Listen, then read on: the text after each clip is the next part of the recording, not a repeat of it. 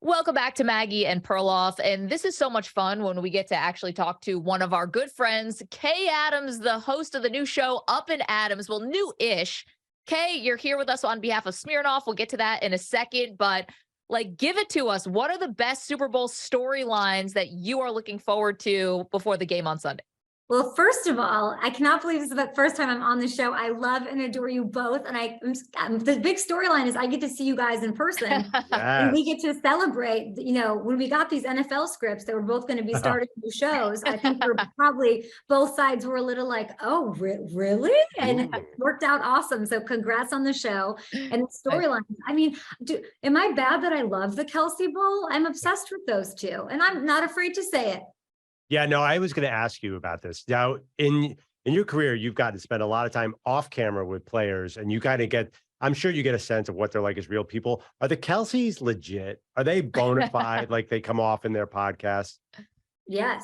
I listened to the first episode of that podcast and thought, man, they're just so different. I've always wanted to see them interact together. I've never had the pleasure of hearing them talk to each other, but I've always been fascinated with this wild man, Jason Kelsey, who I imagine hunts and hikes and goes into some sort of hibernation in the off season. And then Travis, who I see in Hollywood. I'm at Saturday Night Live earlier this year. I'm at SNL to see Jack Harlow, and I look over and it's Aaron Judge, and I go, oh, that's crazy. And then in walks in Travis Kelsey, and I'm like, Travis is that guy. Travis just appears, and he's got so much swagger, and he cares about fashion, and they couldn't be opposites more. So I love seeing them together, and I love the storyline. And Donna and Ed can't lose here, and I love it for everyone involved. But no, they're super genuine. And then the best part was I was asking Travis, I go, why are you, who are you here with Jack Harlow, or are you here with Aaron Judge? And he goes, no, it was my bye week. I was in Philadelphia visiting Jason's kids, my nieces, and I saw Jack Harlow was playing and I drove up by myself. Amazing. Yeah. Just the life of Travis Kelsey, the life of Kay Adams. Kay, you get to go to SNL.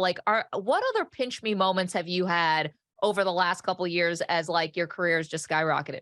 Oh my gosh, I don't know. Has my career skyrocketed? I don't know. It did because I said it did, Kay. Yeah, let me think about that. I mean, you're not a coworker with Andrew Perloff anymore. Technically, yes. When you came into DirecTV to host the Fantasy Zone, that was probably the highlight, I would imagine. Post that.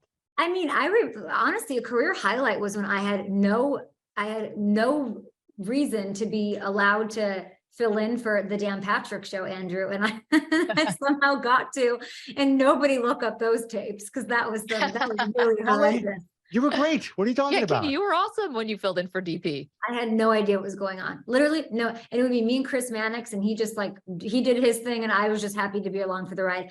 I'm trying to think pinch me moments. I think anytime you get to go to something like the Grammys I got to go to last year, or an Oscars moment, or any of the stuff that I do for People Magazine is really, really fun. But the thing I'm most proud of, I mean, starting your own show is never easy, as you guys can attest to. And it's all about, it's a startup, it's a team, working with FanDuel, that's definitely new world for them. They want content and it's a lot of fun, but we have a plan and we're just getting started.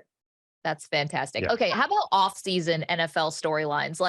Where's your obsession there? Are you really into where is Aaron Rodgers going to play next year, or Derek Carr's next move? Or I know you're kind of an adopted Bengals fan where the fan base has brought you in, how they're going to, pay and keep everybody on the roster. What's your off-season storyline that you love?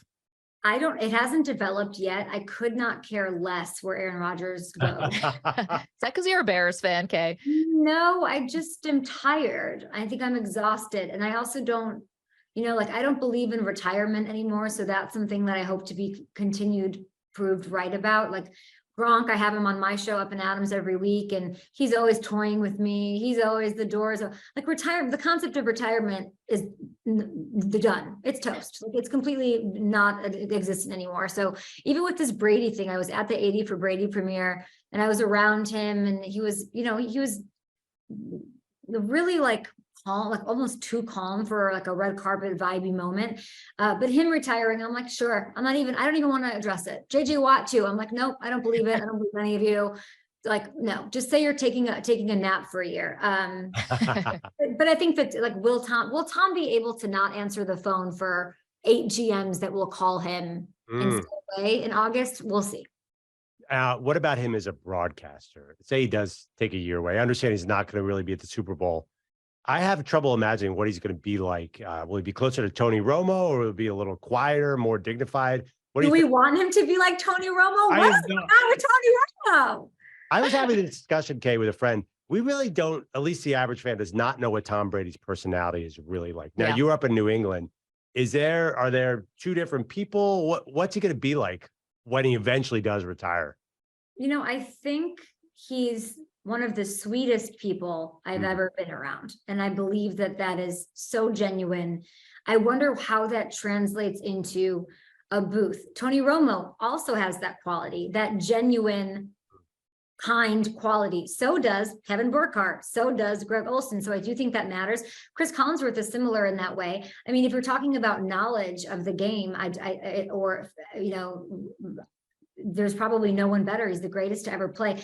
Does it, what does he have to do? Does it matter? Aren't we all just going to be endlessly fascinated to hear what he says? Like, does it matter if he's good? Does it matter if he's bad?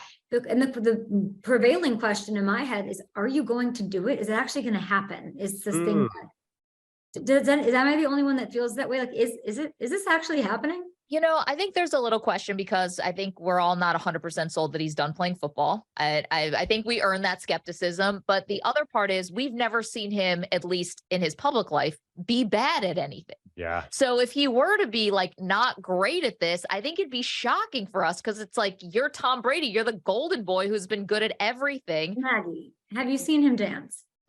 No, okay, I haven't. Maggie, Give us the scoop. Oh, down in Brazil, that one video. Well, there was the Super Bowl, like Rick Ross is on stage. Like when you see Tom like trying to do, DJ Khaled, all I do is win. Like he could use some lessons, is all I'm saying.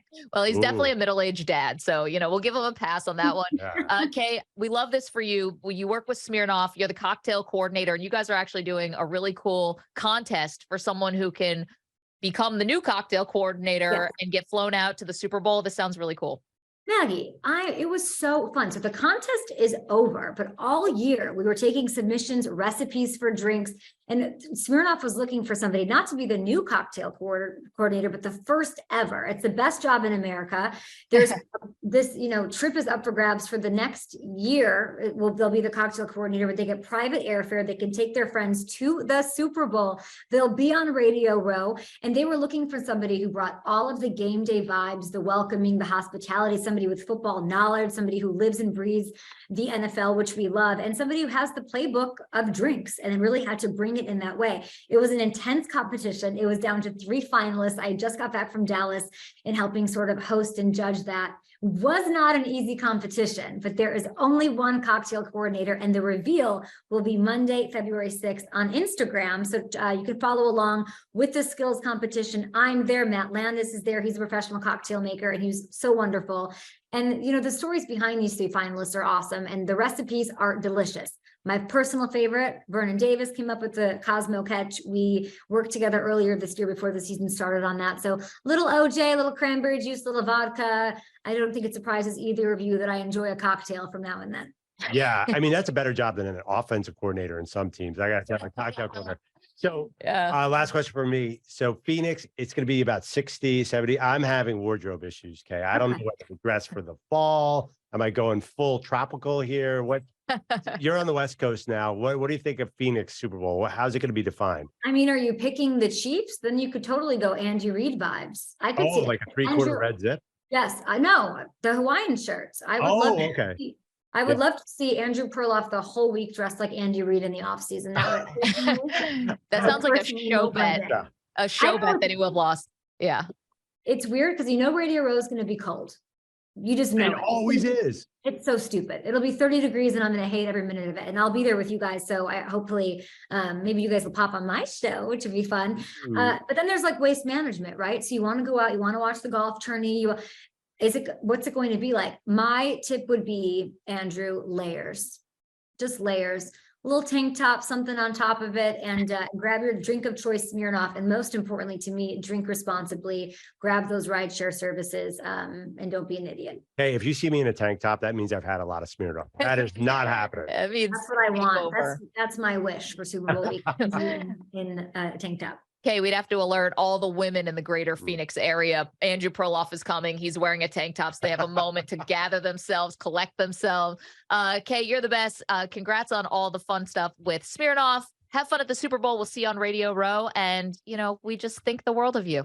I think the world of you guys. So yeah, I'll see you guys on Radio Row starting Monday. And that's of course when the cocktail coordinator will be revealed on Instagram at Smirnoff. I'm all over their Instagram starting next week. So check it out. And I'll see you guys next week.